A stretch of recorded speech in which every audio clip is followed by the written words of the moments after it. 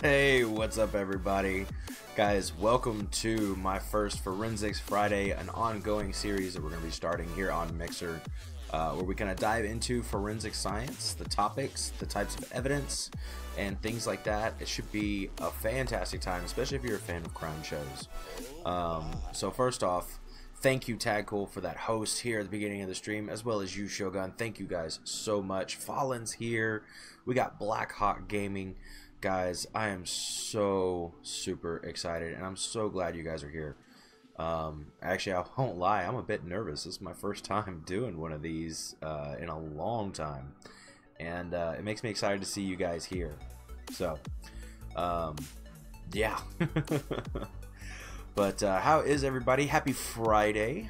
Happy Friday to all. Is today the 13th? No, today's the 8th, so we got lucky. Well, here at the end of our forensics talks, we are going to be playing some Friday the 13th. So hopefully you guys are up for a couple of matches and see what we can do there. And we're just gonna enjoy the night. How do I kill and get away with it? Well, Tag, if you pay close enough attention, you will get clues and hints. And if you ask the right questions, but I will not give away my secrets, because here where I live, I'll be totally honest with you guys, with my knowledge of evidence and having seen what my local PD can do, I'm fairly confident that if I had to, I could get away with murder. With enough time and planning, could do it. So that's pretty cool. Look like a completely different man, I know, with the bald head. I got the beard cut today. We got it all streamlined, ready to go. That's what's needed when getting away with crime. Yep. Ever go to Texas, call you to hide the body. There you go. Hey, what's up, Blue Abyss? Welcome, dude.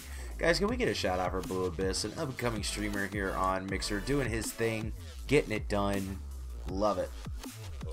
But yeah, I'm kind of liking it. It's got some good looks going on. So, oh, and for that, let's see, who's that? And Fallen with that host. Dude, thank you so much. Guys, welcome to the Forensics Lab. You guys kind of like it? It looks all fancy. This is the front side. This is the front where everybody kind of gets to see, and it's intimidating but cool. It's a neat place. Unfortunately, you see that there's not a whole lot of work going on behind me, So, that's all right. It's kind of a little bit out. Let's see. Yeah, it's 5:30. Everybody's gone home for the night. At least until they get a call. But, oh, and the shout out from myself. Y'all gonna make me into an egomaniac. Tag. Alright. Oh, yes. My manners. I apologize. Blackhawk Gaming, let's give you a shout out as well. I gotta definitely catch one of your streams. And, I wish I could follow you, so remind me to do that. Much appreciation. Yeah, my brain, guys. I've been working so much on these scenes and stuff and getting stuff ready, trying to organize all these years worth of things on the computer so I can get to them. Actually, no, this is not G Fuel. This is C4. It is another pre-workout type drink that I was able to purchase. They don't carry G Fuel here in my town. But I'm working off a very little sleep from last night. I finally went to bed at like 4 a.m. Had to wake up by like 8, 9 to go get the beard done. Then I had to help a friend with some moving stuff. So I've barely eaten today. I did eat before stream, so we're going to be good there. But I need some energy. Right, Blackhawk? We all went to bed super late. All went to bed super late last night. But I had a blast. Hopefully you guys did too. I know you did. You were there the whole time. And part of the reason why we went so long last night was because we got featured on Mixer. And I did not want to waste a perfectly good feature by going offline. Yeah, it was pretty lit, I'm not gonna lie. So, well, anyway, guys, let me take you back to where we're actually going to be doing our talks. Take you back to the real lab, the part that where all the real work gets done. Oh, well, thank you, Fallen. Yeah, we got featured last night, and it was freaking amazing. You were eating nuggets last night. It was nice. Hey, chicken nuggets are always good. Hey, you got cred for that raid. You came in and raided us. And, well, Tag, we sent it off to Sergeant Squid, because he's going for his legend, and right at the end, right when we got there, it was not working. Like, he was, yeah, I think you were with us, weren't you, Tag? And so it was just crazy. But guys, let me take you on back to the lab. But before we do, okay, since we're going into the lab, you got to put on your gloves, especially in a forensics lab. So let's get our protection on, and let's get to it, okay? Oh, some of these don't want to work. There we go. There's one. And here's two. Right. Oh, well, thank you, Fallen. Yes, we did hit 1350 last night. Yep. Gotta do the pop. There we go. So, guys, now that we're gloved up, we can go into the forensics lab and we can go and talk a little bit. So, here we go. Come on with me. So, here is the Blue Abyss. Love you guys. Y'all are awesome. So, first off, this is more of what a forensics lab might look like. They have many different shapes, sizes, number of equipment, specialties. There's not just one lab for every police department that has everything. It'd be way too expensive. And that's one of the things we're going to kind of get to talk about today in this beginnings are going to be kind of like, what is forensic science? What are its parts? What are all the different people who work together on a case? But also kind of a little bit of how the law all works in there. Let's see. Sorry, peeps. I got beans in your sour candy and charity donut. Well, I am totally out of beans, Tag. Like, I'm out. I gotta go to the store. Well, thank you, Blackhawk. I worked really, really hard on it, and I was trying hard to get it all nice and shiny for you guys. It took a lot of work today, but we got it going. So anyway, let me pull down my projector screen so that we can kind of talk about some things. So let me get this, okay? Oh, it just had a delay, that's all. Importing and all. Yep, this isn't about beans right now. You guys are awesome. So then, let us get started. Let me put this up on the screen. If you guys cannot see this very well, please make sure that you let me know. Any feedback, y'all, of the stream, since this is our first Forensics Friday, please let me know. Audio, video, if you can read things, let me know. Yes, the FBI is watching. They will be watching. Alright, so first off, you're going to see me use a lot of different resources on this show. A lot of this is going to come from when I taught forensic science at the high school that I used to work at. And we had a textbook that kind of had these presentations that went along with each of the chapters. So we're going to kind of hit those chapters, but a lot of this is going to be driven by your questions. Things that you guys want to know, and things like that. Now, I do ask that we keep all the questions kind of on topic as we go through. So like today, as we're talking about the things you see, kind of keeping our questions geared towards that. But at the end, I will open it up to a few more broader questions. So remember, we have a lot of topics to hit. There's a lot of different types of evidence, and that's going to take some time to get through. But that's why this is going to be a weekly installment show, and I will definitely let you know if there's going to be a Friday or something missed. Hence why we're doing this so early at about 5:30 Central Standard Time, to make sure that everybody kind of gets a chance to come in and come out as they please before the night gets crazy. Yes, we're going to be trying to do this weekly, Fallen Pigeon. Weekly. It's going to be amazing. It's going to be so much fun. It's going to be really interesting. Like I said, I'm super excited. I can't wait. VD, what's up? Guys, can we get a shout out for VD? Coming in, part of the Abyss crew. The Abysmal crew is what I'm going to call you guys. I don't know. Do y'all have a name yet, VD? Hey, what's up, Powdered Toast, man? So glad you could be here. Guys, welcome everyone to the stream. We're about to get started, and we got Reigns in here, too. You got the Abyss Gulf. But, yeah, we are going to be starting up, and Big Dog with the host. Guys, y'all are bringing the hype. Y'all are getting me so pumped up. I'm ready for this. And just think, we got so many more things to do. VD sound like a disease. I know. Big Dog, what's up? Got that Powdered Toast Man host. So if y'all don't mind, I'm going to go ahead and get started, because I don't want to sit here all night just kind of chit-chatting your ears off and not getting you guys to anything of any substance, okay? That's how I teach my class. I try to get to the point, talk as much as I can. But V-Abyss in the house with that host as well. Thank you guys so much. Love your faces. So we got a little quote here by Stephen Wright, a comedian. It says, "In school, every period ends with a bell. Every sentence ends with a period. Every crime ends with a sentence."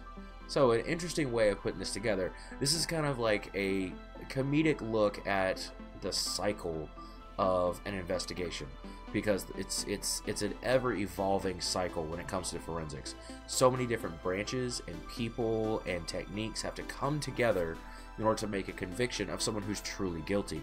Because remember, our system is supposed to be, now that's a whole nother debate that we're not quite having on this one, on this channel. Reigns with that host. But our system is supposed to be you are innocent until proven guilty. Well, your opinions can differ on that, but I gotta say that I believe in our system and that that's how it was supposed to be, and that's actually why I went into this field to begin with, was to make sure that the innocent are proven innocent and the guilty are proven guilty. That way there is none of this wrong person going to jail for the wrong crime or for no reason. That's a big thing. It is such a complex system, big dog. Like, you have no idea. I mean, we watch these crime shows, and in an hour long, we go from, like, we found the body to we have some suspects, we have evidence, and then we got them in handcuffs. Well, there's a whole trial portion of that we don't see. Keyword supposed to. It's not, sadly. Yes, Tadcool. Unfortunately, it is a unperfect system, but it's the best one we've got right now. So that's why I believe in it in its truest form. So just putting that out there for everybody. Innocent until proven guilty in the court. Exactly, big dog. Oh yes, cops fake evidence all the time, and I hate every single one of those assholes. Like, you will find that there is nothing other than, like, criminals themselves, like people who are truly criminals and just shit on everyone. Corrupt cops are right there with them. When someone who is put in a place to do good uses it to do evil to another person or another people, I can't stand that, guys. Like, it pisses me off so bad. You face that personally. I'm sorry to hear that, big dog, but hopefully with a little bit of this education, you guys can go out, and if you do have an interaction with law enforcement or need to call law enforcement yourself, you're going to have some tools to kind of think through the situation, help make sure that you are doing things correctly so that they can do their job, but you can also keep them accountable as well, because it's going to take all of us to do that.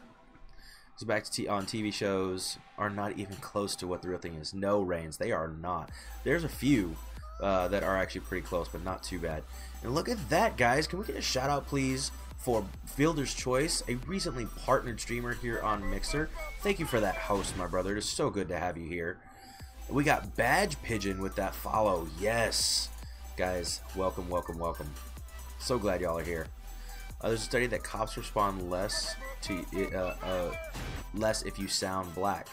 Unfortunately, I don't have any data on that, Tadcool, but there seems to be a social issue in law enforcement, which is not, again, that's not kind of what this is going to be meant for, is to dive into those debates as much.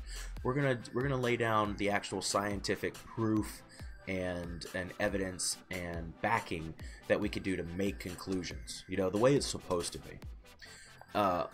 Let's see, We the North Squad, thank you for that follow. Welcome to the Rugby League. We are on Forensics Friday today. We're going to be starting it off. This is our very first episode, so I'm glad to have y'all here. Fatality. What do you mean fatality? I'm sorry. But guys, let's go ahead and get started. Let me keep going. So we're going to begin with kind of like an overview. This is our objective by the end of this, especially when we finish this. What are we going to understand? We're going to understand how the crime labs in the U.S. are organized and the kind of services that they provide. We're going to show the growth and development of forensic science through history. We're going to talk a little bit more about history of it after this. I've got some extra resources. Don't worry, I've got tons of stuff. Kalingi Lee Bear, thank you for that follow, and thank you also for that host. That's a way you come into a stream right there, my friend. So glad to have you here. We are going to talk a little bit about the federal rules of evidence. We have two different parts that the country goes by. We go by the Frye model.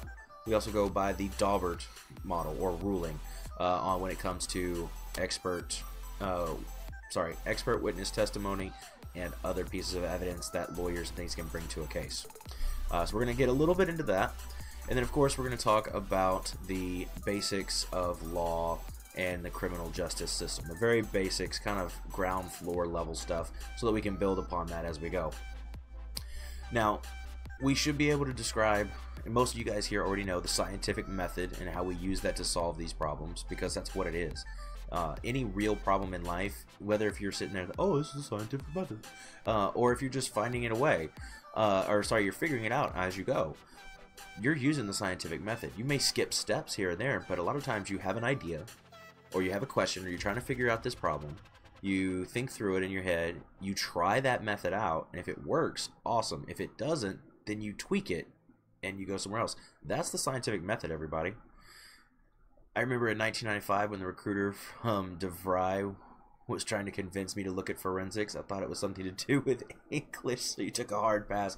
Well, Fielder's choice. If you can make it, we can get you at least a few details. I wish that forensics was more available and was a field that more people could go into. It's actually very hard to get into, everybody. And we can talk about that a little bit today as we talk about some of the jobs in a forensics lab. Yeah, we use it every day, Big Dog. You're exactly right. You were born in 95, Blue Abyss? Oh my goodness. If you only knew, right? It's crazy. And then the last thing that we should be able to do when we leave today is basically describe those different jobs that we mentioned, of like the forensic scientists and the experts that they go and talk to. So it should be really stinking cool. Alright, so let's begin. So what is forensic science? Well, forensics is the application of science to the law. So how do we use qualitative and quantitative techniques to back up someone's claim in the courtroom? So a claim, I accuse you of murder, and then I say no, that I don't have, that I did not do it. So those are two claims, and we got to prove each one. Hardcore Sandals in the house. Thank you for that, host. So good to have you here, guys. Can we please get a shout out for Miss Hardcore Sandals, another fantastic partnered streamer here on Mixer. She's big into cooking, or that's almost all she does. It's amazing what she does. So you guys definitely go check her out and go give her some love. Oh, hearts to you too. Hearts to you guys. I love your faces. Thank y'all for being here. Thank y'all for the love and support. Like this is already leagues bound better than I thought it was going to be today. So let's kind of expand on what we just talked about. Yes, food is the best. So study and application of science to the law. Okay, so like businesses giving timely and accurate and thorough information. Love you, baby. Mrs. Rugger is leaving to go have dinner with some friends, and I'm excited for her because she never does that. And so she says hello, everybody. All right, so here we go. So the decisions have to be made on level. So criminal justice is not just from this person to this person. There's up and down the chain of custody, the hierarchy chain that is within their system, almost like a military system with corporates and corporals and lieutenants and stuff. So everybody's got to work together in a timely fashion, you know. Just use evidence to make a point and try to convince the jury. Exactly, Big Dog. Now, the word forensics actually comes from Latin, and in Latin it means a public space where things can be debated, performed, and they also held their judicial practices. So it's kind of like a gathering place. So when we use the word forensics, it's usually to be used in a debate, some kind of this side versus this side versus this side, and putting all that together. So it's really cool. Second in web show. Oh my gosh, thank you, Tag Cool. That's some hype worthy stuff right there. So moving on. Okay, so that's the basics of forensics, what it is. All right, hold on, where's my little thingy? There we go. Boom. So now we got to talk about a couple of terms. And Gavin Sona with that host. Almost said follow for a second. You've been following a while. Guys, can we get a shout out? Thank you so much, Tag. Playing some battle PUBG. Talk, brother. Talk. What's up, Chewy Fur? Welcome to the stream, my dudes. So we need to talk about two terms real quick and make sure that we know the difference. We have criminalistics and we have criminology. Okay, these things are totally different. So criminalistics is the examination of physical evidence, okay, for the legal purposes. So if you become a CSI, you become a criminalist. Okay, you don't become a CSI. You actually become what's called a criminalist. It's a big category. Learning over the summer, I know, big dog. And then criminology is a little different. Ology, of course, the study of, and then we've got criminals, crime. Well, this is the psychological side of things. What makes a criminal think the way they do? Why is it that they have this particular MO or modus operandi? What is their mode and means and operations for their crime? Those kind of things. Also, what are the kind of behaviors? What things link people to be more crime, or more of a risk of committing crimes? Okay, could it be poverty? Could it be home conditions? Could it be community? Could it be governmental influenced? Could it be all these different things? So criminology tries to dive into that. That's more of the psychological, sociological part of crime and criminalistics. Okay, so these two sides have to work together. Because if you only have evidence and you're not understanding why the criminal or why the case is going the way it is, then you're kind of with half the information. Okay, because sometimes you need someone who understands criminology just to get a profile of someone who might be the one who committed that particular crime. So really kind of cool. So keep going. Let's talk about the crime lab. So like where I'm at right now, we are here in the crime lab. They can look many different ways. They can look like your high school lab. They could look like your middle school lab. They could look totally futuristic. There's so many ways that a crime lab can be put together. But the biggest things is that they have to be able to conduct biological, chemical, and geological, physical, like physics, all these different areas of science. They have to be able to do those testings. Don't tell secrets in cornfields, too many ears around. Oh gosh, sorry, I just saw that dad joke and was like, what? It's my ADD kicking in, y'all. Try to get in the criminal's head and state of mind a little bit, big dog. It's not necessarily trying to get in their head as much as just understanding what leads people to be crime prone or being prone to having criminal like behavior. So those type of things. Of course, y'all, we already mentioned biology, chemistry, physics, geology. Firearms and ballistics is huge. Arrows, BB guns, 9mm, 45 caliber, all these kind of stuff. That's a huge part. That's actually an area that I wanted to have an expertise in, as if I could get a job in forensics. I wanted to work towards that. I thought that would be really interesting. We also have documents. You can study documents. Handwriting that goes along with that. There's a lot of information and research on analyzing handwriting. It may not be a hard science, but there's a lot of stuff to back up how they make their determinations. Our photography units, guys, without photography, you can't have a case in court. You just cannot. And you got to have a skilled photography unit, or at least a skilled person behind the camera, in order to make sure that these photos don't appear altered, and that they don't alter the perspective of a lot of the evidence and scenes that you were going to be taking pictures of. It's really tough, and that's part of the reason why I got into photography as an amateur photographer back in the day.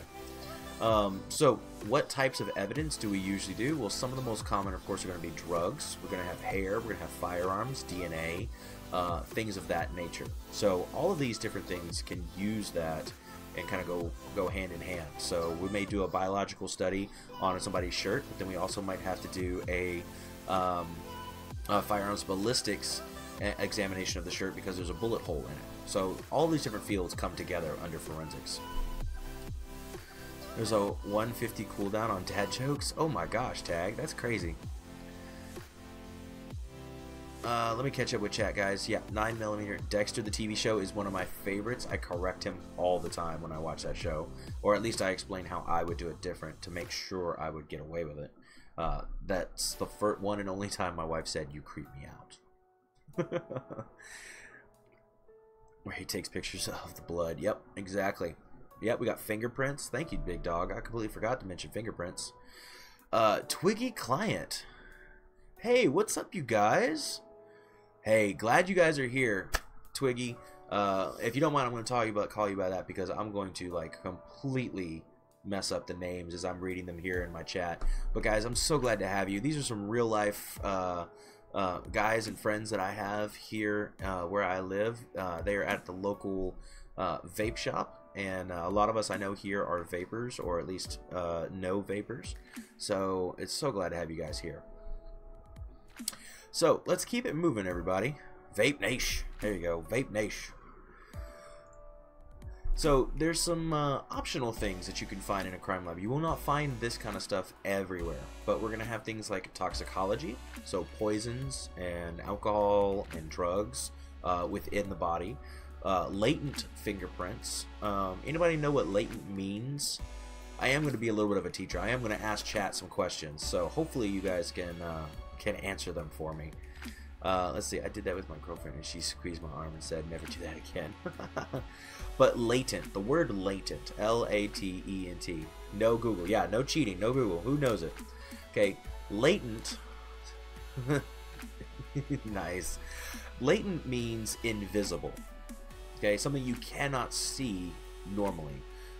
So a latent fingerprint would be if I was to touch my microphone, okay, without the glove, and lift it off, and I couldn't see it because there wasn't like mud or blood or paint or something on my finger that makes it highly visible.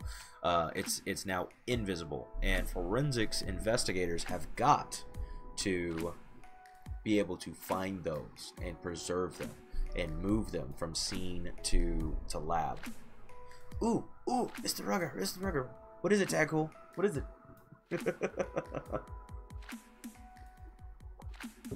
Let's see.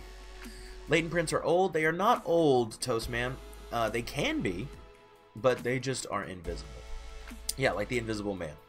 The polygraph unit, if you guys did not know, at least in most states, which I think it's all states, the polygraph is not acceptable evidence in court. However, it is used during the investigation to give leads and lead to intentions of things like, are they trying to deceive law enforcement when they are being interviewed? Those kind of things. So there is a place for that. It's a welcome back, Carter reference. Okay, I got you. Let's see. We got voice print analysis. So you leave a message or you call with a voice modulator, and you have to break down the sound waves. A lot of audio visual stuff there. We have the evidence collection unit. These are the people who go out and collect it up, preserve it, make sure that we can do something with it. This is where I wanted to start. That is your CSI. That is your crime scene technician or crime scene investigator. They are amazingly hard working for not a lot of pay. Like if I was to change from being a teacher to going to be a CSI, I would take anywhere between a $20,000 and $30,000 pay cut. But it is where that's the front line of evidence. Unfortunately, the collection unit does not do any of the testing and working with the detectives very much, unless if they have specific questions for the person who actually picked that up from the scene. Oh my gosh, and we got Sky Roby with the host. Welcome, my dude. So glad to see you guys. Can we get a shout out for Mr. Sky Roby, please? Yo, what's up, Roby? Especially when you touch crime, you can barely see your fingerprints. Yes, big dog, that's exactly right for the latent prints. Oh my gosh, chat just went crazy. There it goes. Thank you guys for getting that shout out to my man Sky Roby, the science guy of Mixer, a new partnered streamer.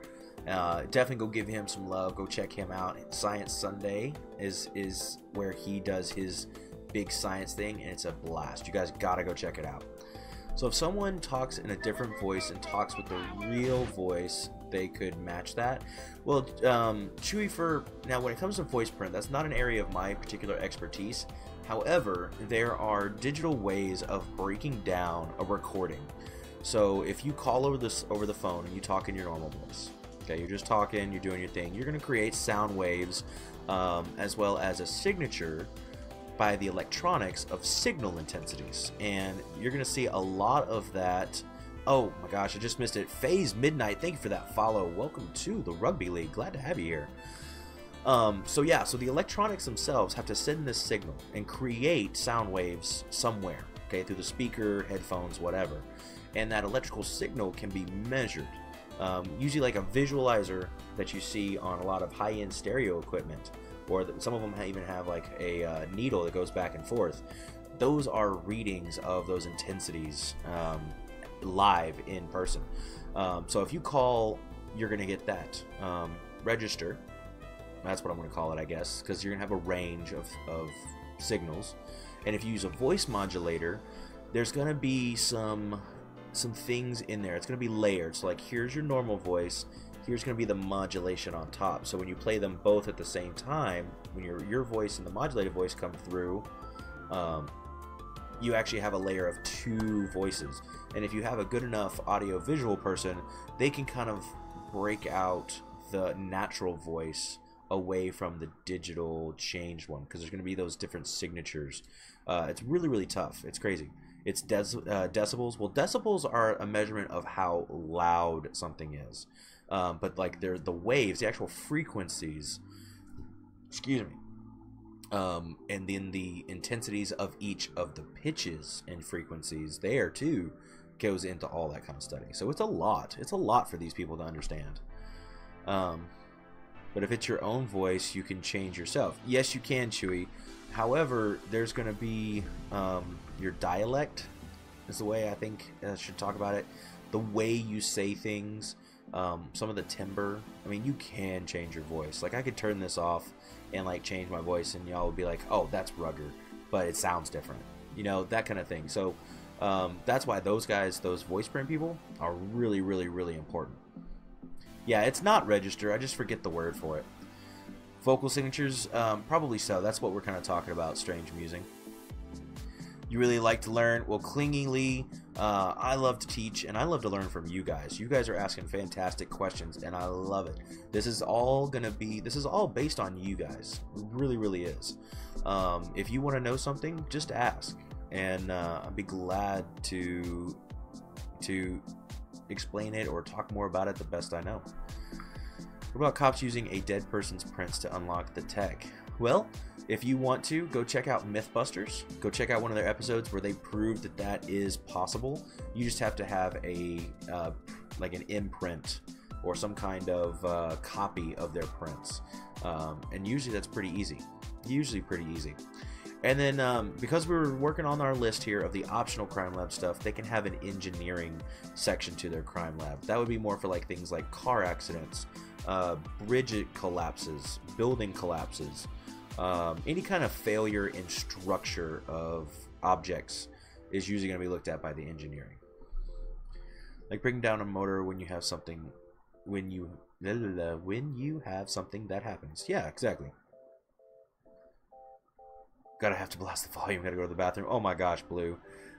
Well, we're not going anywhere, so you just come back to us when you can.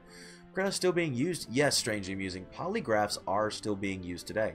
They're used quite regularly in many different fields. For instance, when I applied to the local crime scene unit when I was much younger and first starting out of college, part of their process is to sit and take a polygraph test. I don't know what kind of questions they were going to ask. I'm pretty sure that they were going to be a little bit personal, a little bit more ambiguous, but what they want to know is, are you trustworthy? Now, in the courtroom, you cannot use polygraph information in a case. Like, that is not accepted by pretty much most of all 50 states. There might be a few, I don't know them off the top of my head, but polygraph information cannot be used against you in a court of law. However, because arrests and detentions by police and law enforcement, if you go through a polygraph and you are found to see, or they believe that you are lying to them, then they do have grounds to arrest you, because what that allows them to do is further investigate the truth of that particular situation. So just because it's not accepted in court doesn't mean that it's not something that can be used in other ways. Too much info. Yeah, Tag. That's okay.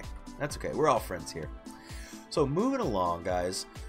Here are going to be our specialty services. You can actually find specific offices just for these particular types. So again, it's a lot of what we've already talked about, but some of these are a little bit more important, or a little bit more common. Yes, it's 24 to 48 hours depending on the laws of your land. But 24 to 48 hours you have to be charged, or they have to let you go. So usually there's going to be a charge made, but not all the time. So guys, some jobs here for forensics. We've got the pathologist. Okay, why did someone die? How did they die? That kind of stuff. Let's say they've taken you into the on a terror charge. Yes, if you are labeled a terrorist, then that is a big change. You lose a ton of rights under that terrorist badge, and it's pretty crazy.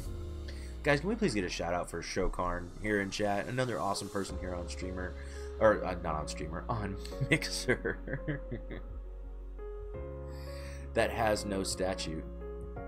Well, maybe it's pretty crazy. A lot of the laws are changing nowadays. War on Terror changed a lot of our country and how we handle certain things. I'm not an expert in the terrorist side of things. I'm more on the local, typical criminal kind of stuff. But that could be something we can look into here in a little bit. All right, guys. It's Streamer, the new platform. Nice. Forensic anthropology. So pathologists figure out why and how someone died. The anthropologist is going to be brought in when there are skeletal remains or facial reconstruction needed to be done to figure out who a victim might be. Entomology, of course, is the study of bugs. So forensic entomology is using the life cycle of specific insects found at the scene to determine time of death, which is actually not too bad. It's hard. You need a lot of information to go off of, but if you have it all, it's just some simple math. Then we got forensic psychiatry. Okay, psychiatrists can be called in on a case to psychologically evaluate someone, a victim, a suspect, the cops who did the investigation, the detective. So when they're used to go into a case, that's when they get that label of forensic psychiatrist. Okay, just like bones, exactly. Odontology, your teeth. Those teeth, oh my gosh, you can identify a person based on their teeth and how they sit inside of their head. When we figured that out with x-ray and everything, that helps so much with certain victims, because it's a lot faster to do that than to do a facial reconstruction, because not many people have the skill to take clay and make someone's face from nothing but a skull. Engineering, we kind of talked about earlier. Cyber technology. Okay, this is like my guys over at the vape shop who are hanging with us. Cyber technology is more of their realm. Digital forensics. It's a whole branch, all of its own, and it's kind of like a fancy IT, but its focus can be on hackers. It could be on data retrieval and sending under secure methods. I mean, there's so many different things. Now that's, again, the digital forensics is not my side. I'm more of a forensic anthropologist, bloodstain analyst, a little bit of pathology, because we studied some of that, and those types, more the physical sciences. Yeah, dental records. How true is Bones? Well, I gotta tell you this. Bones is not far off from being true.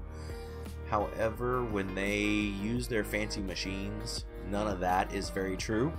And I would love it if we could have a hologram table to look at things and move it back and forth. But Bones, when they talk about like the bone itself, the injury, or the markings that they find, all of that information is actually very, very true. And what she does in a snap is amazing. She would have to be a super genius in real life in order to be able to solve cases the way she does every day. Tank Rat, what's up? Welcome to the stream. I know, right? I got to let the hair go. Got the beard trimmed today. I'm feeling good. I'm excited. So all the programs, they take real techniques. Yep, exactly, Shokarn. How difficult it is to isolate DNA from multiple DNA sources. Say DNA on a doorknob. Studies have shown second and third hand DNA contamination have gotten easier as our tests have gotten more sensitive. Yes, so strangely amusing. I have not done one myself where there's multiple, what's the word for it? Donors to a DNA sample. But because everyone's DNA is so much different, when you run the PCR using the gel and have it run, you're going to actually see the different bands. And if you see a pattern where there is lots and lots and lots of like almost like crisscrossing where they're so close together that they're almost like they're actually overlapping, then we have a really good sign that that is multiple people. And a lot of the process with PCR and those DNA techniques allow for some separation of those DNA signatures. Exactly the details, I'm not really sure.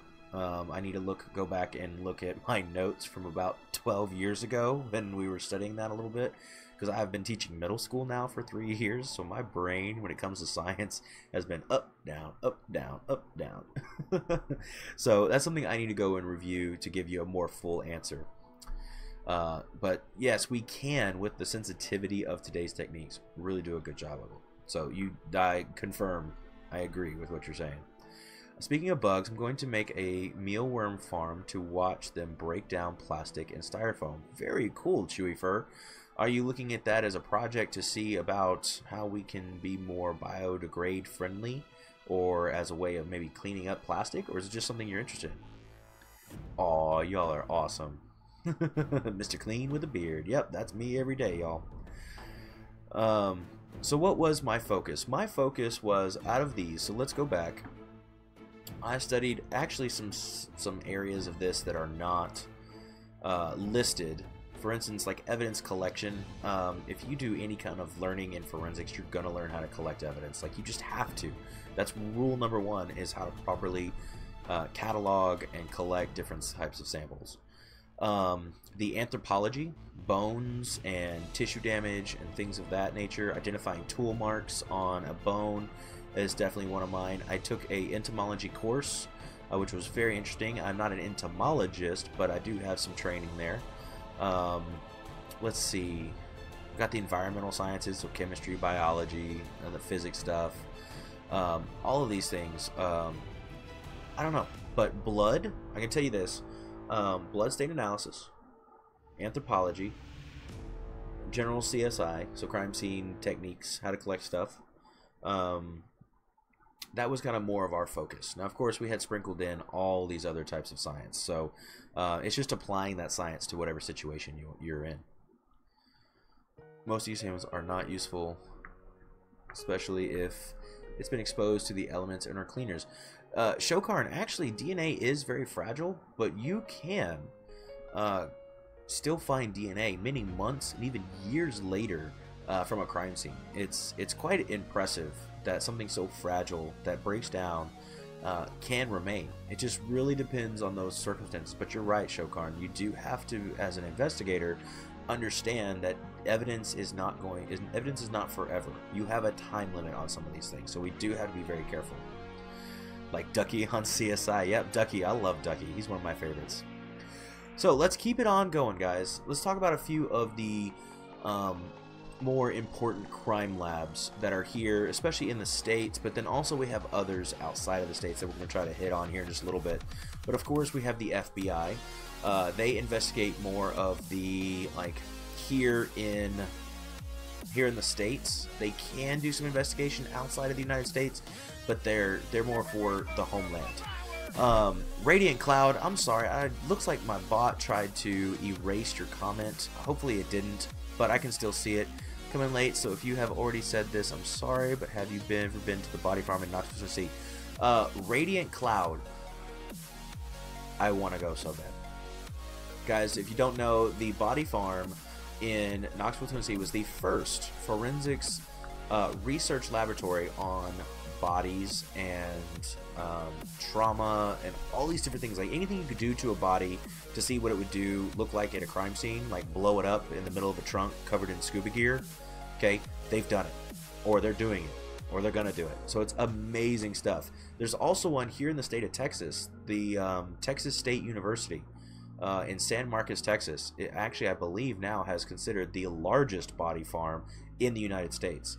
The Knoxville, Tennessee one is the most prestigious. It's the one that is definitely top-notch. Dr. Bass has been there for a super long time. I don't know if he's still teaching there, but they have a master's program in forensic anthropology that is top-notch. So, like Bones, she would have gone to the University of Tennessee, more than likely, at some point. Having a pig enclosed and seeing something decays.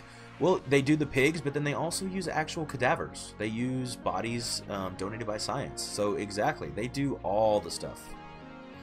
Yeah, Kin Killer, you didn't know I was bald and had a beard? Like, there's nothing here, y'all. It's let's say I lost it at an early age. So, getting back to our list, everybody, just want to go through this really quick. So the DEA is going to focus on drugs.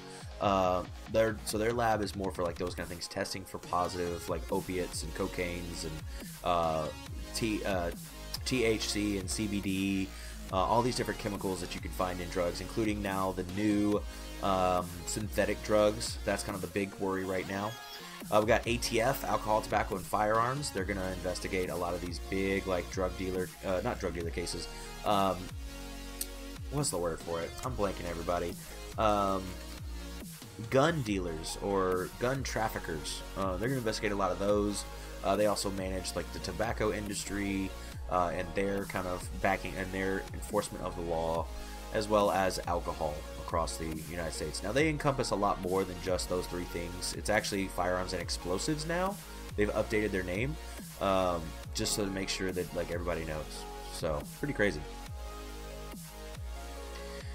Poppy seed roll can make you fail a drug test. Yes, if you eat at least, I think, two. If you can eat 2 poppy seed bagels, you will fail a drug test. I watched a show where they had a priest go to a coffee shop, order 2 poppy seed bagels, eat it, and then go take a drug test, and he failed it. It was awesome. Let's see. If you guys did not know, the USPS, the U.S. Postal Service, has their own lab. There are so many crimes committed by mail that their crime lab has to be established and be like there within a heartbeat. Especially when the anthrax scare was going on at Washington and across the country.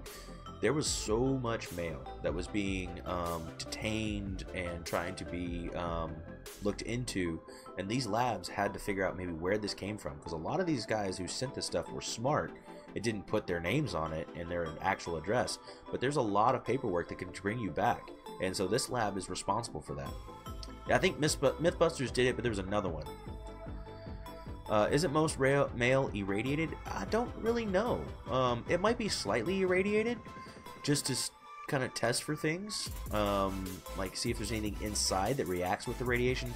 But I would think X-ray and things like that, like that kind of level of irradiated, we're not too worried about. We get exposed to X-rays every day, constantly, from our own sun, not let alone going to the doctor's office or anything. So there is a chance that it could be very much irradiated. Alright, and then the last 3, of course, we've got the Fish and Wildlife Service. We can conduct murder investigations on animals. My professor, who's a Texas Ranger in school, he did a whole case on a poacher who was shooting does, and he followed the trails and followed the evidence and actually figured out who he was a number of days later, and they arrested him. We got the Homeland Security, naturally, and then the Department of the Treasury. There's a lot of evidence on money, you guys. Money is dirty. Dirty.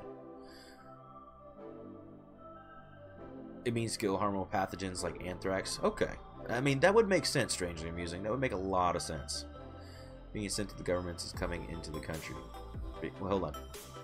Only one being sent to governments or coming. Yeah, there you go. So, keep it on moving. Let's talk a little bit of some history. So, some developments. We're going as far back as 700 AD. Okay? That's a long time ago. So the Chinese would use fingerprints to mark their goods. Now, they didn't know that fingerprints were unique to every person. However, they did know enough and paid attention enough to realize, okay, without a certain kind of writing or signature system, boom. If you can match up that fingerprint with the person's fingerprint, you know who it belonged to. So that's pretty amazing thinking for, you know, 700 years. Let's see, what would be that total now? Like, yeah, 1300 years ago, a little less actually. Later, about 1000 AD, Romans courts, okay, were using bloody palm prints, okay, and to frame a person for murder. They used that physical evidence. 1149, King Richard of England introduced the idea of a coroner to the area, so if someone died, they had somebody responsible for the body. 1248, in China, was solved with flies that had been attracted to it, and then the residue on a sword. Like, pretty simple, but pretty groundbreaking stuff. Like, that started us thinking, making these connections. 1514, the earliest known use of blood spatter evidence. Not splatter. Splatter is a cuss word in forensics. It's spatter. Because splatter is an onomatopoeia. Something goes splat. Nothing but something that hits a wall or hits somewhere like a liquid is called a spatter. So that was ingrained in me in college, you guys. Like, I had professors being like, you will not use the word splatter. That is totally wrong. If you do, you're out. And I was like, all right, let's do this then. This guy's serious. So that was pretty cool. All right, and then in 1598, Fidelis was the first practice forensic medicine. Or sorry, let's rephrase that because I think it's written terribly and I read it really fast. But Fidelis was the first practice for forensic medicine, and it happened in Italy. So what about spray? So something that is sprayed, or something that, like a liquid that flies out and hits something, that is called spatter. The sound it could make, that is what we mean by splatter. That's an onomatopoeia. That's what we meant, Shokar. Okay, a couple more. We're going to go a little bit faster, you guys. So in 1670, Anton Leeuwenhoek, I always mess that one up, but I think that's how you're supposed to say it, he made the first high-powered microscope. So that was a huge deal in forensics, guys. We can now see things that we never could see before. Paul Revere, okay, if you didn't know, he identified the body of General Joseph Warren based on his false teeth. First use of forensic odontology, so teeth. John Toms, convicted of murder based on the torn edges of a wad of paper that the pistol had. So this missing piece and this matched together from when somebody was shot. It's amazing. Gustav Kirchhoff and Robert Bunsen developed the science of spectroscopy. Spectroscopy is used all the time in labs all over the world nowadays, and that's been around for, gosh, now like 270 years. That's crazy. I heard of John Tom somewhere.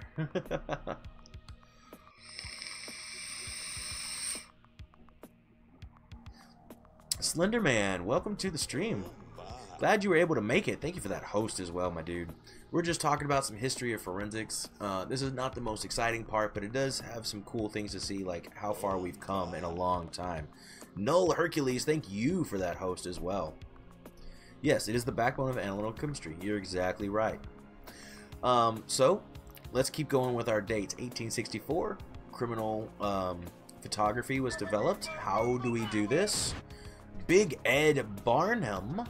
There we go, Big Head Barnum. Thank you for that follow. Welcome to the Rugby League, my friend. So good to have you here.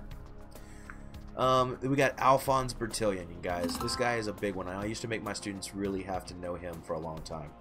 Well, thank you for being here, Null. We're going to be doing this weekly, every week. It's going to be exciting. I can't wait to dive a little deeper into some of these topics. Also, I think I missed one. Clingy Lee Bear, thank you for that host. Really do appreciate it. So Bertillon, okay, he was totally wrong. However, he started us thinking on ways we can identify a person. Note to self, there you go. Howdy, what's up, Big Ed? So Bertillon's idea was your body measurements. So like from my elbow to my shoulder, how long that is. From my shoulder to my neck. From my neck to the bottom of the skull. Like all these body measurements he used to try to identify a person. Kind of like a fingerprint. Before we really developed fingerprint analysis. Unfortunately, he was wrong. But it was used for a number of years. And but he's gone down as one of the famous forensic people because of this. Edward Henry, another big one. He was the first to use fingerprints about 20 years, a little less than 20 years later. So from that wrong system, we were able to develop a good system, which is always exciting. Carl Landsteiner, blood groups. Oh my gosh, we would not be where we are today without his work in blood and blood groupings. And then Edmund Lockhart, he's the man of the hour. He is the father of modern forensics. Like, at least in my book, like, he is the one who I look up to the most when it comes to these famous people. What's crazy is that Edgar Rice Burroughs used fingerprinting around 20 years after Henry and Tarzan. Very cool. That's pretty interesting, amusing. I like that. Going to play Friday the 13th. We are Slenderman after this. Chris Alberti, what's up? Guys, can we get a shout out for Chris Alberti? Awesome supporter. Also streamer on Mixer and Twitch. I know, thank you. I feel all sciencey. Got my gloves. You got to wear your gloves in the forensics lab. You cannot contaminate your samples. So, got to keep our gloves on. But Edmund Lockhart, he was the one who came up with the every contact leaves a trace. And there's a better phrasing for this, but basically everything you come in contact with, evidence or particles or things are transferred from one to the other. So if I touch my microphone, I'm going to leave something behind on that microphone. It could be oil, could be sweat, could be dirt, could be skin cells, could be anything. But then when after that contact, the microphone is going to leave some kind of trace on me as well. That concept is what makes forensics work. Okay, it's really freaking cool. Oh, well, thank you, Blue Abyss. All right, let's get into modern times. 1922, Ashton developed mass spectrometer. There we go. That's how you say it. Mass spec, big thing, guys. Big, huge, I mean, expensive tool in science, but it is amazing. It has helped us so much. Then in 59, Watson and Crick, our own guy, science guy, Sky Roby, had a chance to actually meet these guys, but they're the ones who figured out the double helix design of DNA. In 77, the APHIS system, the automated fingerprint identification system, was developed by the FBI. It became automated, truly automated, in 1996. It was a bunch of freaking filing cabinets with cards in it, and if you needed someone's fingerprints, you called the FBI or sent them a letter, and they'd have to go and find it, ship it to you, and you'd have to ship it back where they file it back. It was an insane system. It's amazing that they'd even worked for so long. So it was put into action and into popular culture within a decade. This is before most people had running electricity. Interesting. Alright. Thank you for expanding on that for us, Strangely Amusing. That's awesome, dude. Alright, 1984. We're getting really close to when I was born, but that's the first time DNA was ever used in a case. It was widespread, or at least more acceptable, by 1985. So DNA has not been around for very long, and that's when I would teach these kids about forensics. They don't have an idea of, they just think it's been around for forever, and it's not. It's really not been around for very long at all. Big Dog, thank you for that host. I don't know if it popped. I think you were already hosting. I'm not really sure. So, the Lockhart principle. I told you we'd kind of go back. Lockhart, he was a French professor. He was the father of modern criminalistics. Okay, the father of modern forensics is how I like to think of him. But his exchange, whenever two objects come into contact with each other, there's always a transfer of material. That was mind-blowing for this. And he also started the first ever crime lab in France in about 1910. So this dude right here made it possible for us to enjoy our CSIs, our SVUs, all that, because he made it real. He made the real stuff happen. Alright, so the crime scene team. Okay, I'm not going to talk about all of these. However, a lot of these are very, very important. Like, each person has a role.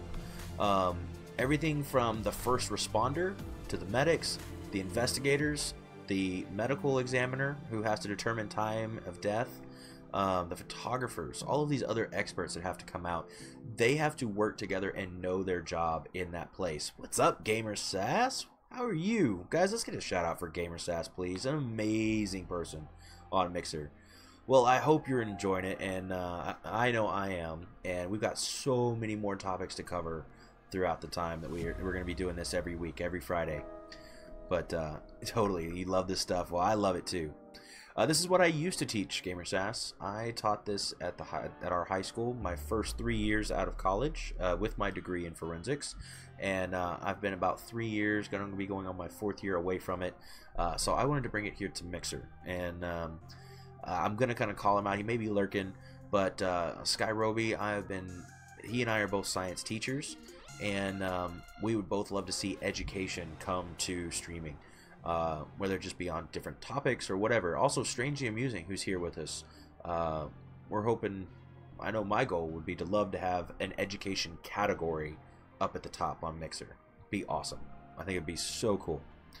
So, all these people have to work together. That's the main point here. Well, I think we're going to all love it. Alright, you guys. So, for the students, a lot of this it was hard for them to understand how all this fits together. You want that as well? Well, Shokarn, we got to do it. If we don't do it, then how are we going to get that, you know? So it's kind of one of those things. We have to do it so that they have to change to us. Okay? We got to break the mold, and that's what we're hoping to do. So now, if you look on the screen, this could be hard. Let me make it bigger, even though it doesn't quite fit my screen. I want y'all to see this. This little text. Okay? I know I'm covering me up and everything's going crazy.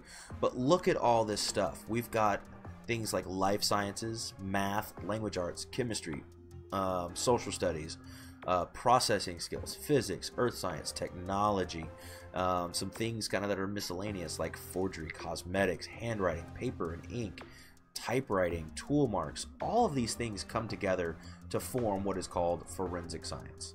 And there are experts in almost all of these venues of forensics.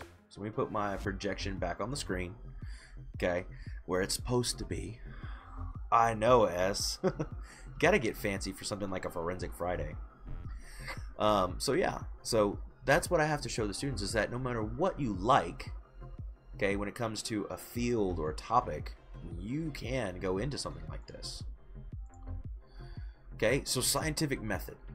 We're going to do a quick one on this. I know most of us here are very familiar with the scientific method. However, there is some more details to it. For instance, we have to observe a problem or question. That's step one, no matter what you do. Had your prostate check. You don't need the gloves. Oh, yes, I do, S. I need these gloves. This way, I don't contaminate you or the rest of the stream while we talk forensics. Let's see, guys. Second, we got to make a hypothesis, okay? Then we got to be able to test that hypothesis or prove it with some actual evidence, like real stuff, okay? Like, you got to have something real. That's what I told my students constantly. If it's not real, it don't count, okay? You are not going to get a conviction. You are not going to prove anything. Or if you're just in a stinking argument with somebody and you have nothing real to put on the table, guess what? You lose. Move on. You're now the one embarrassed. And nobody here likes to be embarrassed. So bring real stuff to the table. Now, the evidence has to be significant. Okay, got to determine that. We got to make that theory and backtrack. So this is why forensics scientific method is different than the normal one. We have to backtrack and recreate the scene. We have to tell the story of what happened with no information other than what was left behind. So there's a lot of backtracking, going back and forth with it, kind of making a theory, testing some stuff, then going back and seeing what's actually important, putting it all together based on the entirety of the scene. So yeah, so that gets a little deep. Were you taught Occam's? What do you mean, were you taught Occam's? I'm not familiar with Occam's personally, to be totally honest with you. Alright, now, types of law. This is important because there's lots of levels to our court system, and things fit in a very specific type of court for a reason. You have constitutional law. Is something constitutional or not? That can go up to the Supreme Court in Washington, D.C. Statutory law, common law and case law, civil law. We have criminal law, which is where forensics usually holds. Equity law. They are things equal and fair under the Constitution. We also have administrative law. I mean, and there's so many more. Oh, you mean Occam's razor. we didn't talk about it too much, and I'll be honest, right now I'm having a brain fart. I know it, I just can't remember it. So, Strangely, if you want to explain that a little bit more, that would be fantastic. Okay, we're going to skip over the Bill of Rights, but just some big ones. You have a right to all of these things. The number one, right there at the top, to be presumed innocent until proven guilty. That's the argumentative point when it comes to law enforcement right now. At least one of them. And this stems a lot of it. It means Occam's razor. Yeah, I didn't know how to spell it either. But that's what we have got to try to be, is understand that you are innocent until proven guilty. Andy Uno, guys, can we get a shout out for my man Andy Uno, another fellow Texan here in chat, an amazing dude. I gotta make sure I have you in here somewhere. I've got a special place for it. I'm doing great, Andy. So awesome. Uh-oh, looks like my overlay is not working the way it's supposed to, so let me fix that real quick. Guys, we'll get another shout out for Andy. I want to make sure that this is working. Mimi Sanard, or wait, hold on. Context messing up. Mimi Nerd. I'm probably completely killing that. But Nerd, thank you for that follow. Welcome to the Rugby League as we talk some forensics today. Simplest solution is often the correct one. There we go. Thank you, Amusing. I knew it. I just forgot the name. When you hear hoofbeats, you think of horses, not zebras. Simple and often correct. Yep. Mimi is a nerd. Okay, thank you so much. Mimi is a nerd. Now I got it. Now I'm not an idiot. But alright, guys. So the Bill of Rights. Little quick thing. We're introducing what is forensics, some history, and then now we're talking about a little bit about the law and how that's structured. But our Bill of Rights, innocent until proven guilty. Not to be searched unreasonably. Not to be arrested without probable cause. Against unreasonable seizures of personal property. So protections against what you call it, illegal search and seizures. That is all here with this part. You get the Fifth Amendment. You don't have to self-incriminate yourself. You also have the reason to be fairly questioned by police. That's why you are allowed a lawyer. Be able to be protected from physical harm throughout the justice process. You have the right to an attorney, right to a trial by jury, and if you know that you need to also know the charges against yourself. There are a few states that have an extra thing that goes with this, that you have the right to confront your accused. So if you're being accused by somebody you don't know, it came out of nowhere for you, you have the right to request to know who that person is. Yep. Tankrat, you have got that right. Exclamation point Texas. Let me make sure. We got a whole bunch of people on here. And I need to add my good friend Andy Uno. I'm always finding people that I'm missing on that command. So let me get him in here real quick.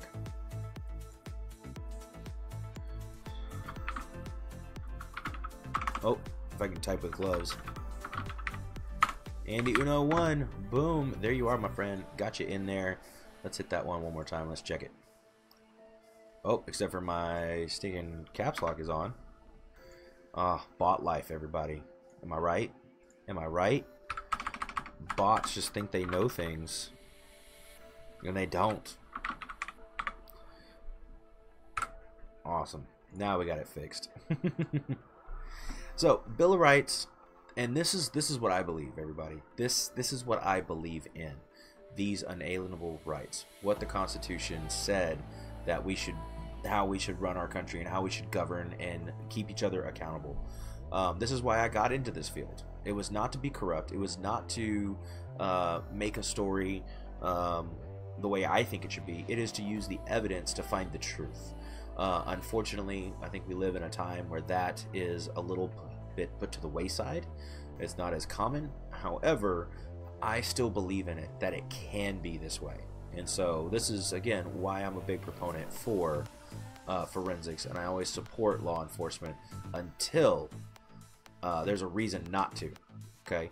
Because just like we have the right to be presumed innocent until proven guilty, so do they. And like I said, if I'm going to be a believer in that, I've got to wholly believe in it. I mean, examples of how personal rights and DNA collection may clash. such as when DNA is long collected like they're trash. Well, in trash, strangely amusing, if your trash is at your street on the outside of your home, that is considered public view. And if that isn't public view, is public domain. However, going on someone's property is where that gets a little bit iffy. So if somebody goes up to your trash and it's like up by your house, they are trespassing on your property, and like here in Texas, you can shoot them dead. Now, if it's at your street and it's not on your property, it's on the curb, that's a totally different thing. So if they get your DNA out of that trash, okay, that's true public domain. Public domain is one of the ways that cops and investigators can be a little bit tricky on and able to get things that they need for suspects and things like that. It's not always used for evil. A lot of times we need that in order to get what we need to finish out an investigation. So it's a double-edged sword for sure. All right, even more stuff, y'all.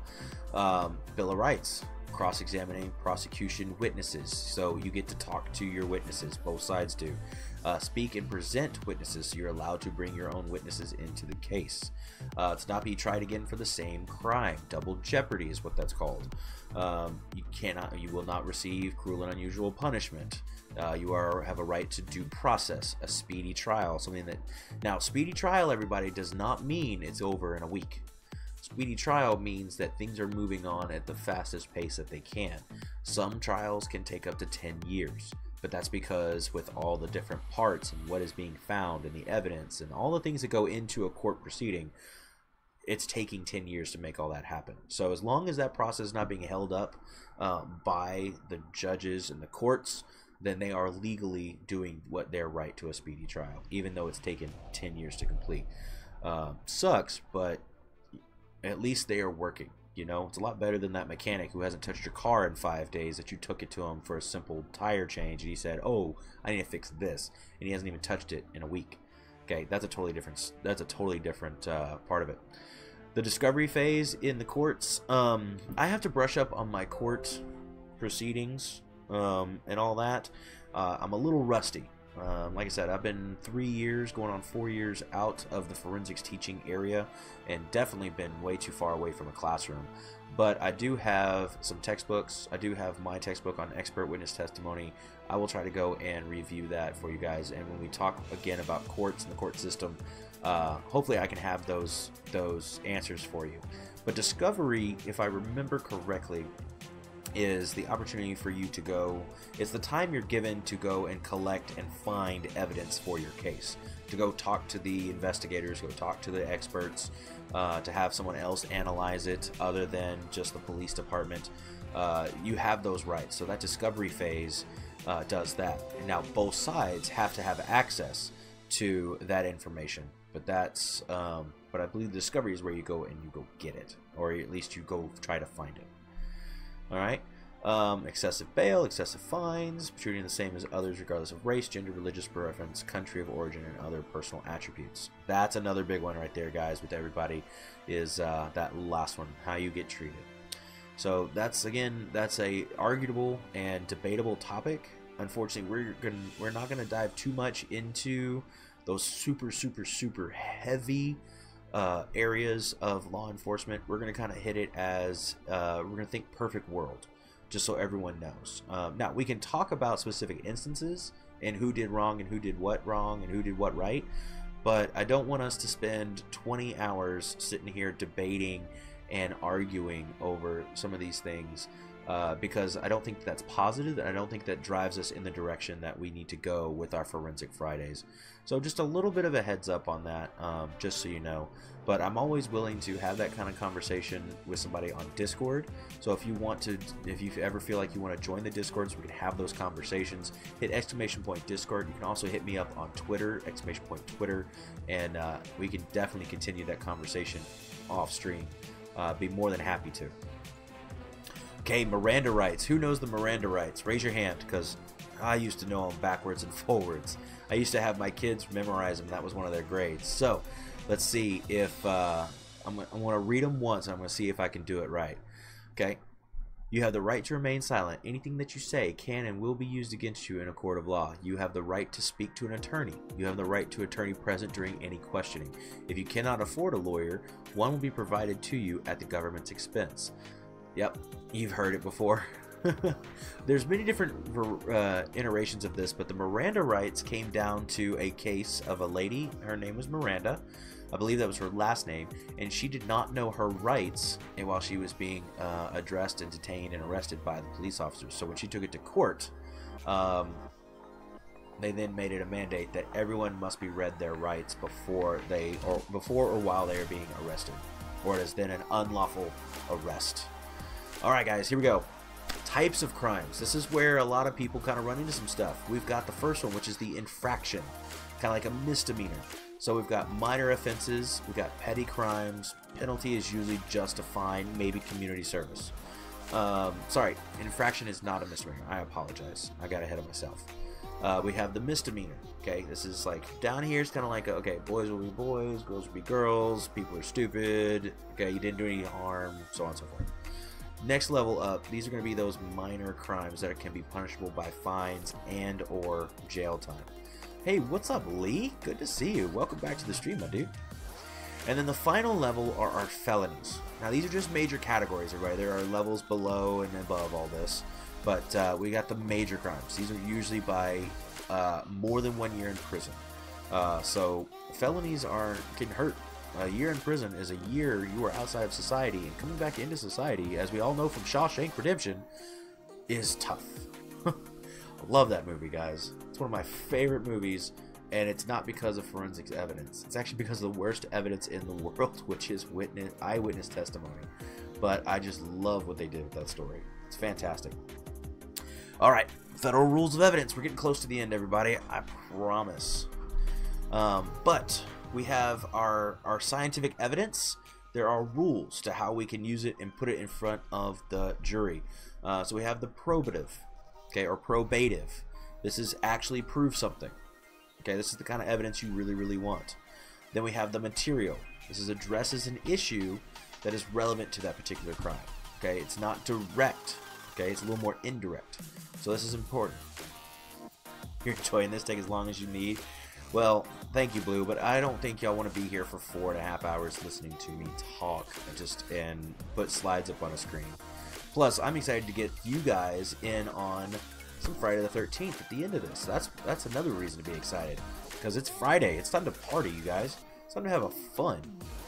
I hope you can bring examples to class that illustrate specific principles to future streams. Critique movies. Oh yeah, we can critique all kinds of stuff. Twiggy. Thanks, guys. Well, I love it, and I'm glad you guys are finding it interesting. I will reference probably a number of movies and shows. We may even take clips. I've got tons of videos that I want to show y'all, and I'm actually going to show y'all some funny ones here to kind of start off, since this is our first episode at the end. So yeah, there'll be a lot of different things. I'm also going to show you my blood book.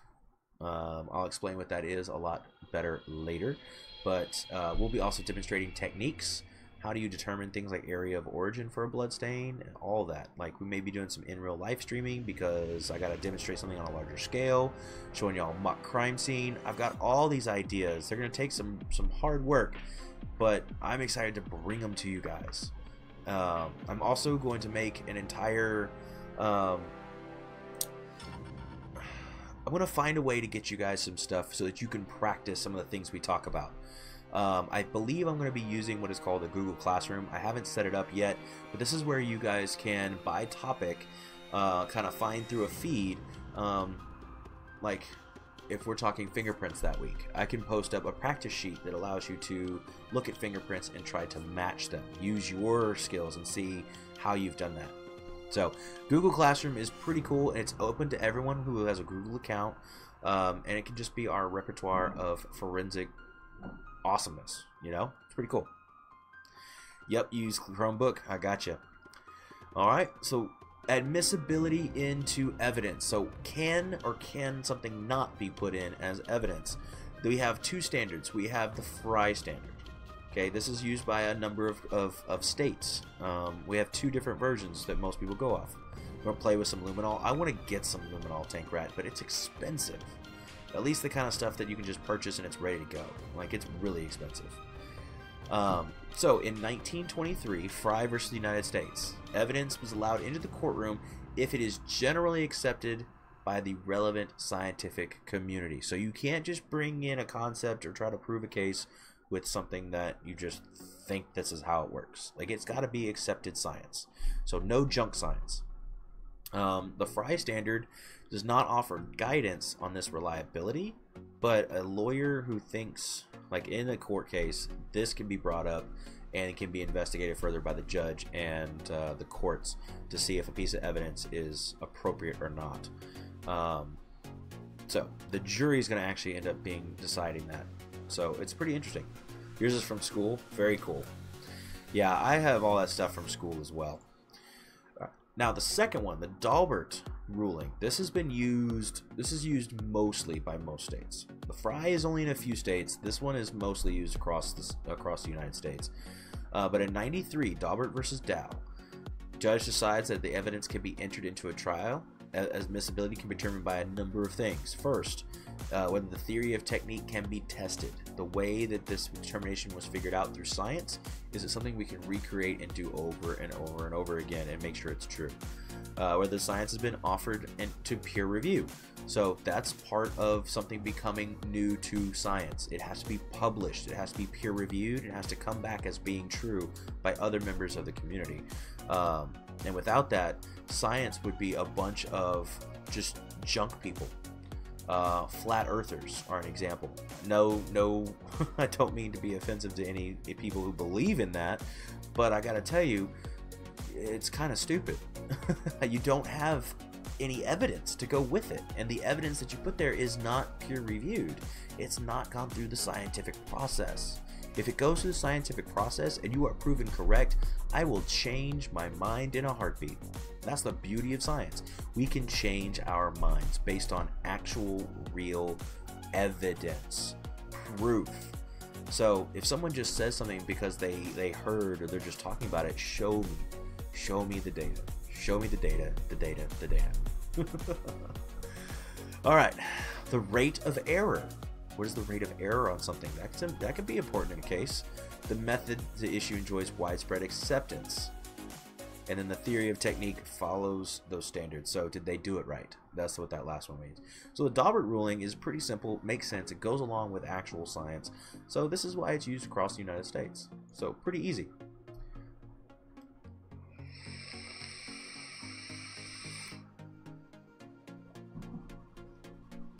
All right, now we get, I think we're like really close, you guys. One of the last pieces of the law is when you use an expert witness testimony.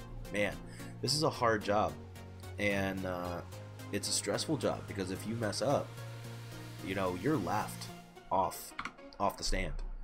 And if you're somebody high up, like a high-ranking scientist or doctor, like, oh my goodness, if you get laughed off the podium, you will never be looked at for any other outside work again. And even your practice, if, like, let's say you're a doctor, could be looked into as well. And that's not what anyone wants at all, especially as a professional. So these guys have to do certain things. They're going to establish credibility through their credentials. It's called a CV.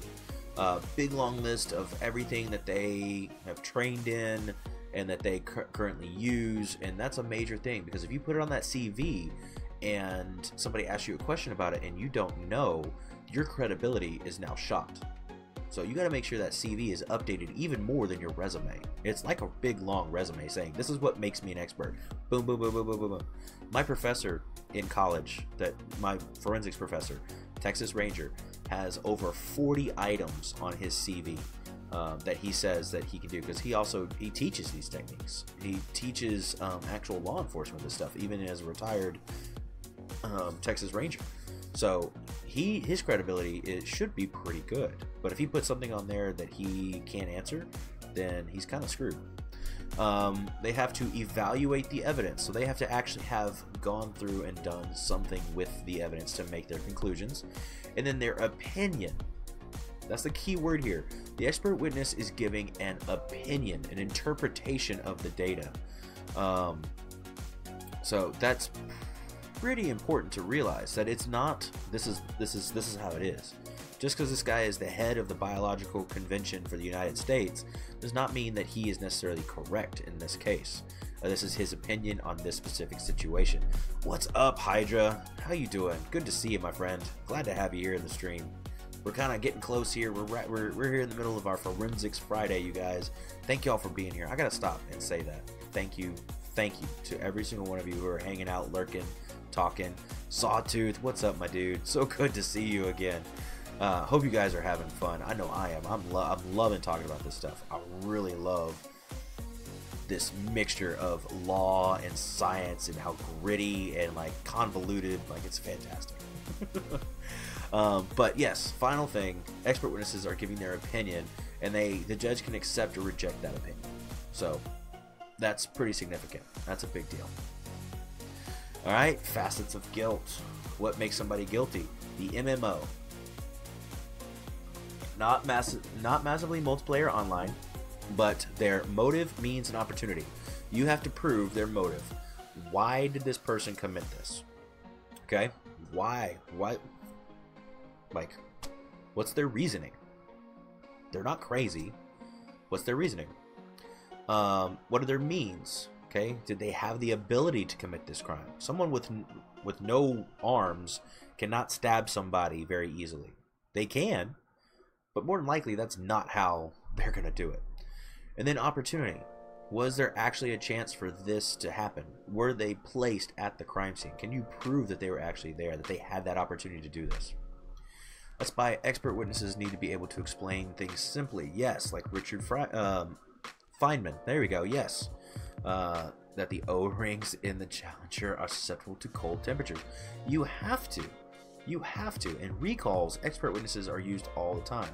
A recall by a car company is them admitting that their faults in their design and their construction of that vehicle is going to completely outweigh, like, if they don't do a recall and make all these repairs, the cost of the lawsuits would be so high that they couldn't recover.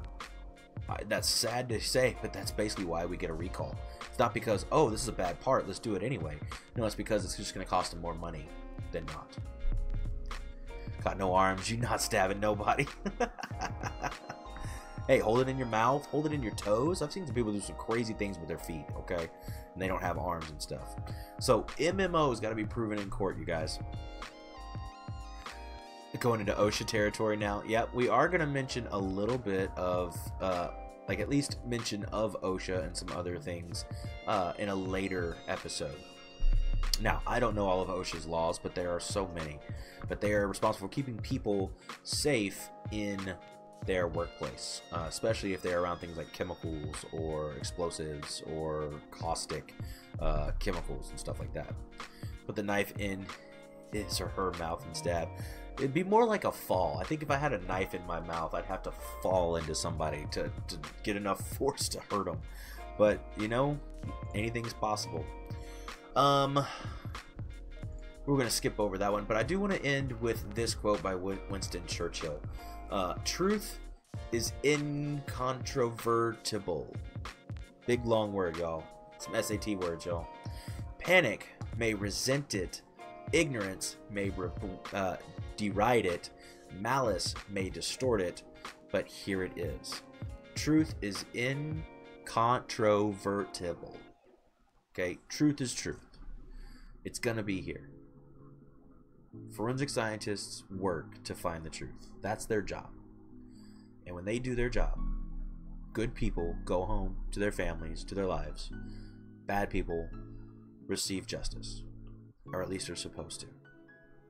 That is, like, that hits home for me. It really does. Good people do not deserve bad things. Bad people deserve to be held accountable for what they do. And that's major. That's huge. Simple, but huge. So that's why this was my science. Just so y'all know. So